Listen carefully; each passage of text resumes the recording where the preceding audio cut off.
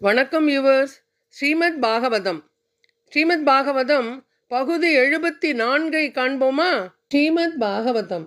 உவாச்ச ச மகாபாகம் தர்மஜாபன்ன வத்சல த்ராகி மாமபிபூதானாம் பாலனே அவஸ்திதோ பவான். தன்னை துரத்தி கொண்டு வந்த பிருது மன்னரிடமே பூமாதேவி சரணடைந்தாள். மிகச்சிறந்த வளம் மிக்க பிருது மன்னர் சமய அறநெறிகளை நன்கு அறிந்தவர் என்றும் சரணடைந்தோரின் அடைக்கலம் என்றும் கூறினாள். என்னை காத்தருள்வீர், அனைத்து உயிர்களையும் காப்பவர் நீரே. பசு வடிவம் பெற்ற பூமியானவள் மன்னரை கெஞ்சினாள். நானும் ஒரு ஏழை, எந்தவிதமான பாவமும் செய்யாதவள். தாங்கள் ஏன் என்னை கொல்ல விரும்புகிறீர்? தங்களுக்கு என் மீது ஏன் இந்த காழ்ப்புணர்ச்சி? ஒரு பெண்ணை கொள்வதற்கு ஏன் தாங்கள் இத்தனை ஆர்வம் கொள்ள வேண்டும்? 2 வழிகளில் பூமியானவள் மன்னரை வேண்டுகின்றாள். ஒன்று, ஒரு மன்னன் எந்தவித தவறும் செய்யாத ஒருவனை கொல்லக்கூடாது. மற்றொன்று, அப்படியே குற்றங்கள் தப்பித்தவறி செய்திருந்தாலும் கூட ஒரு பெண்ணை கொல்லக்கூடாது. இந்த பூமியானது குற்றம் இழைக்காதவள், மேலும் அவள் ஒரு பெண். எனவே மன்னர் அவளை கொல்வது முறையாகாது. பசுவின் வடிவம் பெற்ற பூமி தொடர்ந்து கூறினாள். நான் ஒரு வலிமை மிக்க படகு போன்றவள். பூமியில் உள்ள அனைத்தும் என் மீதே நிற்கின்றன. நீ என்னை சுக்கு நூறாக உடைத்தாய் என்றால் எவ்வாறு உன்னையும் உன்னுடைய குடிமக்களையும் முழுவதிலிருந்து காப்பாற்ற முடியும்?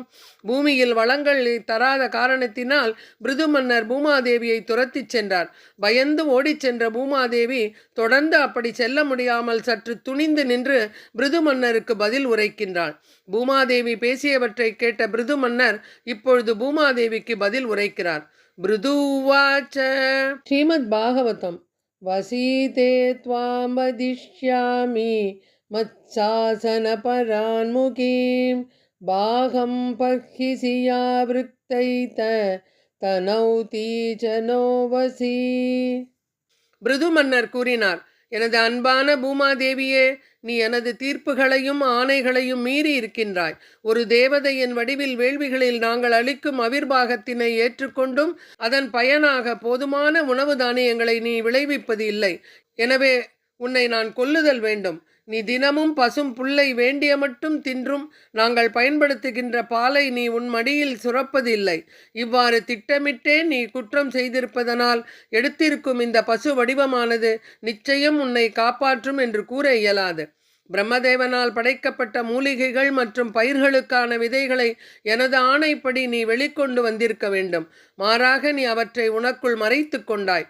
உணவு தானியங்கள் இன்று வருந்தும் எனது குடிமக்களின் பசியினை எனது அம்புகளினால் உனது உடலை கிழித்து கிடைக்கும் சதை துண்டுகளின் மூலம் திருப்திப்படுத்துவேன். அழுது கொண்டிருக்கும் எனது மக்களின் துயர்தனை களைவேன். ஒரு கொடியவன், அவன் ஆணாயினும் பெண்ணாயினும் யாராக இருப்பினும் பிற உயிர்களிடத்து கருணையின்றி தன்னை மட்டும் காத்து கொள்ளும் சுயநலவாதியாக இருந்தால் அவன் அரசனால் கொல்லப்படலாம். அதனை கொலை என்று கருதலாகாது. அதே நேரத்தில் பிருது மன்னர் யமராஜனை போல் தோன்றினார்.